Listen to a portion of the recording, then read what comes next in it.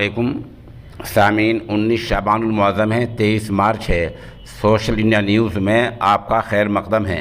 ख़बर का उन्वान है, मऊ अदालत ने वज़ीर आला आदित्यनाथ योगी को नोटिस जारी किया। ख़बर थोड़ी तफसील से सुन लें। बजरंगबली को दलित बताने के मामले में नवल किशोर शर्मा की तरफ से दाखिल दरख्वास्त के बाद मऊ की अदालत ने वज़ीर आला योगी आदित्यनाथ के ख़िलाफ़ मजहबी जज्बात को ठेस पहुँचाने, यानी धार्मिक भावनाओं को आहत करने के इल्ज़ाम के मामले में नोटिस जारी किया है।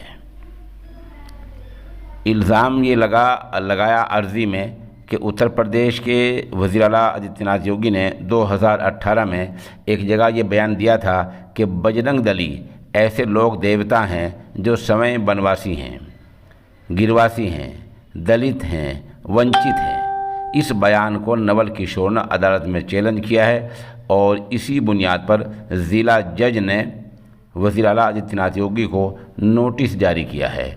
ख़बरों में बताया गया है कि ये बयान वज़ीर आला ने 28 नवंबर 2018 को राजस्थान के ज़िला अलवर के मालखेड़ा में एक जनसभा को अवामी इजलास को ख़िताब करते हुए दिया था।